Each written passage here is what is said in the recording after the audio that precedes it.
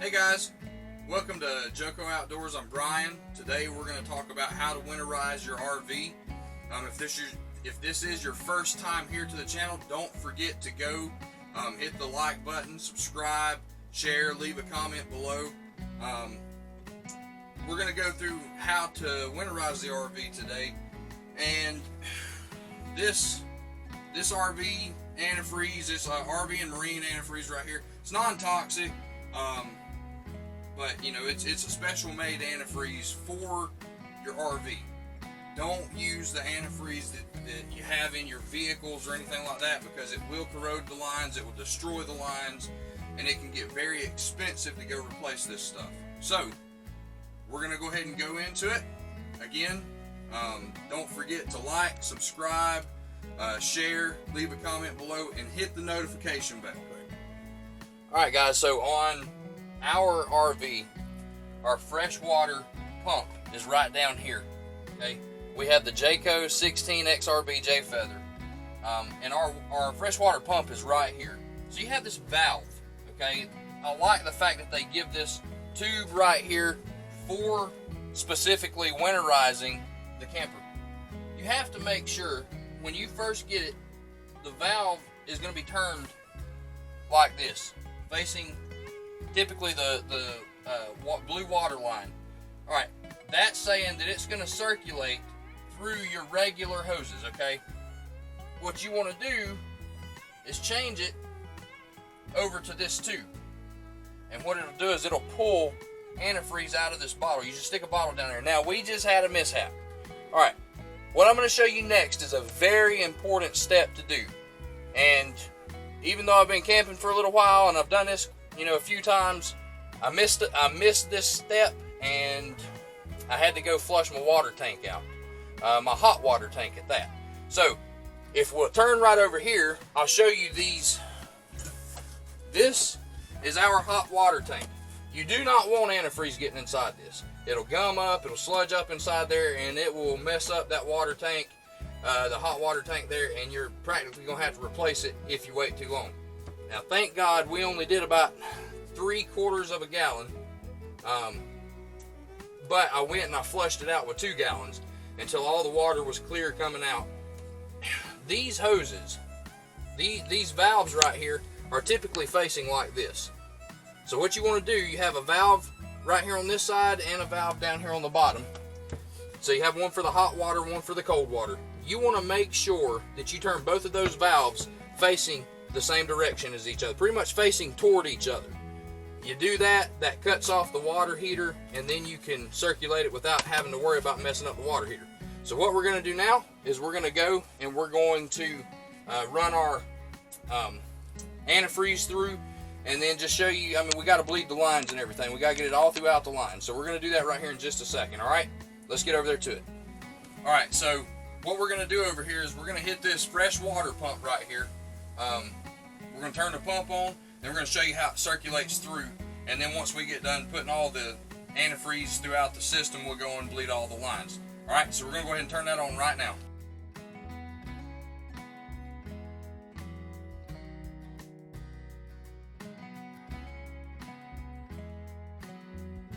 Alright guys, so we're going to finish off with running the antifreeze through the lines, then we'll go back and bleed the lines. This really isn't a very long process. Once you do it a couple of times, it's very simple. You just have to remember the few basics. Don't forget to turn the valves. We're going to go ahead and put the other gallon of antifreeze in there, and then we'll come back and bleed all the lines. Alright, so now that we've went through the process of how to change the valves over, you saw the mistake that we made, rookie mistake, but you know, it happens sometimes. Now we're going to bleed the lines. Really on this, you just want to bleed them until all the air is out of the lines. You'll hear the sputters and everything. You'll hear that on there. We're going to do it here at the sink. We're going to do it in the bathroom. Then we'll take you guys outside and show you how to do that. Alright, so we're going to go at it now. I'm going to turn the hot water on. See all that clear water coming out?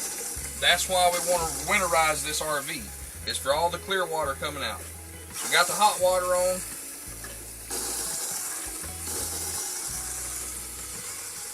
And we want to turn the cold water on as well. Alright, we got to hit the hot water heater. I got to flip over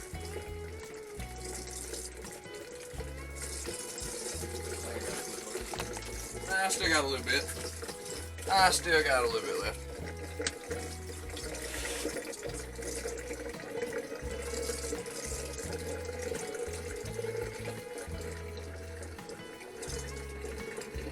Alright. So, when you see it running steady like this, and there's still a little bit of air left in the lines.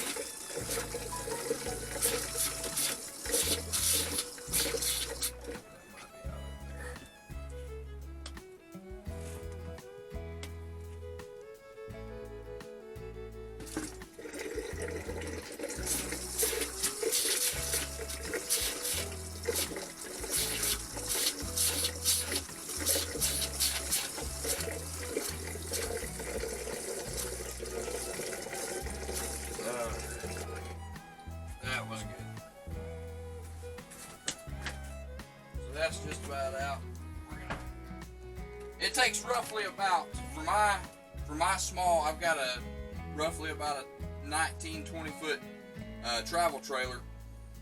And for mine, it takes about 3 gallons. Some of your larger ones, like your fifth wheels and stuff, that are 34 foot, 38 foot, even 40 foot RVs, those are probably going to take quite a bit more. 6 gallons, maybe even 8 or 10. But for us, luckily, it's only 3 gallons for us. And if you guys stay till the end, I'm going to show you a little trick that I talked to some service advisors when I took my camper in. I had some seals that were drying out and everything. I had to get a couple of seals and stuff replaced on my camper, and they kind of told me a trick. Some of you guys may already know about it, but it was new to me, so I'm going to share it with the ones that don't know. So if you guys stay tuned to the end, I will show you a trick on how to keep those seals conditioned in the off season. Alright, so now we're going to do the same thing in the bathroom.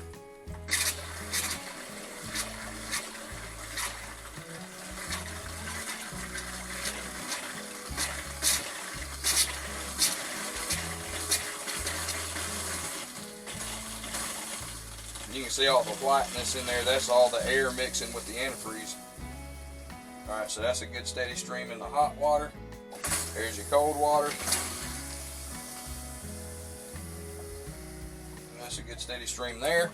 Now, we're also going to do the toilet. You see we still got a little bit of water in the toilet. So, we're going to...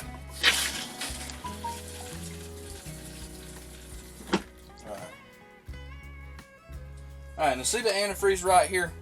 When it sets in there on that seal, because this antifreeze does have a little bit of acid in it. It's not a very high pH level, but it is enough to corrode the seals in these things. So that's what we're going to talk about here in a little bit. All right, now we also want to do the shower. Pull my shower head down, flip that on.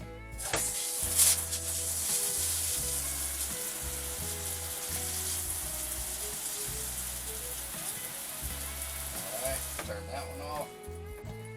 Turn this one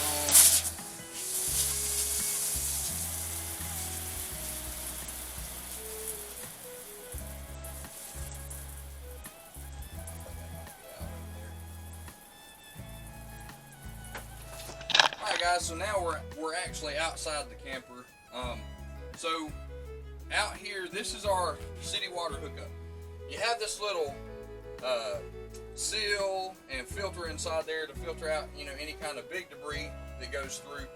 But you also have a little valve in here. I want to get that valve out, and that's about all you got to do right there. There you go. Alright, that's good. Now we're going to put that back in. Glad my wife's car wasn't here, because that got all over her car. Typically, I would do the outside shower. If you use the outside shower, you absolutely want to winterize this, because you saw the water that was still left inside the lines of some of this stuff. We did not use the outside shower at all anytime we went camping this year, so there's no water inside there, so I'm not going to winterize this. But if you do use the outside shower, you want to make sure you turn on your valves on that too and get all the fluid through there. Alright. Teach you a trick. The valves we left open, we left 2 valves open in times past. drain valves right here. When you're doing this, you want to make sure that these valves are closed. If you don't close these valves, all that antifreeze that you're pulling through is going to go straight out. So you want to make sure you close those off before you do anything. So you want to make sure you close those valves, and then after that, you want to make sure that you turn the valves at the water heater, turn the valves for your pump. You don't want any of this antifreeze getting inside the water heater. If it does get inside that water heater, it's going to crystallize, it's going to sludge up, it's going to create damage to the inside, and you know, you're going to have to replace a water heater at that point. Now, I did do that. I made a rookie mistake about that. I believe I talked to you guys about that. I flushed it out with 2 gallons of water. I put a gallon in there on accident, flushed it out with 2 gallons of water, made sure it was all clear coming out of these drain valves. So, you know, if you do that immediately, go back and flush it out. That way it doesn't mess up your water heater and everything. But outside of that, told you, wasn't very hard. It's not a very hard thing to do. It goes by very quickly. Just remember all the key tips. Now, we're going to get to that little bonus. You want to make sure that your seals stay conditioned in the off season just as much as during the time that you're camping. So, being that we've put all this stuff, you know, all this antifreeze in the lines, now we're going to go back and put some conditioner inside the holding tanks. I had to have my holding tank valves, these little valves that you pull right here to drain the holding tanks out, I had to have those valves replaced because the seals on those valves got to the point where I could barely push the valve in and I just have water flowing through. Yeah, imagine that during camping season. You're at the campground and you're trying to drain your tank and water's just coming out freely and you can't shut it off and it's getting all over your hands and everything. Not very fun. Okay? That happened because the seals on those valves for those holding tanks were corroded, they were dry, they were stiff, and so now we're going to show you how to prevent that from happening. You can do this during the summertime and during the wintertime when you're not using the camper. You want to, you know, make sure that you put some of this stuff in the tanks. All right, let's go back inside real quick. All right, so to keep those seals conditioned, we have bioactive holding tank treatment. We use this is our first year using bioactive. Typically, we use Camco TST. We use the green Camco TST. Between the two, I'm going to say that the Camco TST, the green color, to me does a lot better job than what this does as far as breaking down you know, your black tank and all that stuff. Does a lot better job, but this is what we had, so this is what we had to go with. With this also conditions all your seals and it cleans all your sensors. So during the off season, when you are winterizing your camper, or whenever you de-winterize the camper in the springtime and your camper's just sitting there at the house, if you're a part-time camper like we are, you want to put this inside the holding tanks to condition those seals. So what we're going to do, we're going to put it in the black tank and in the gray water tank, okay? So 4 ounces will treat up to 40 gallons, okay? So we got this little thing right here. We're just going to pour it over like this. Let's see if we can get it like that right there. Hold on. I got you. There we go. All right, that's a little bit more than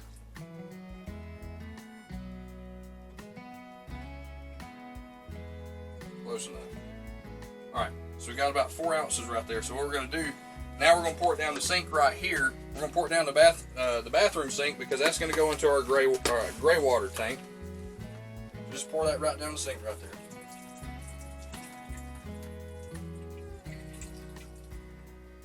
All right, that is going to help condition the seals in the gray water tank, help keep those sensors clean, keep them from drying out, messing up. We're going to do 4 more ounces.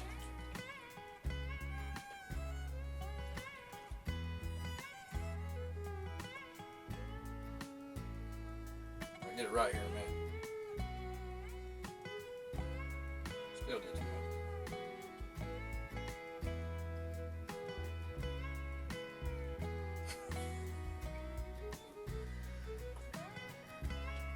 All right, there we go. All right, so now we're going to take it. We're going to pour it down the toilet, this is going to go to our black water tank. Just going to pour that in there.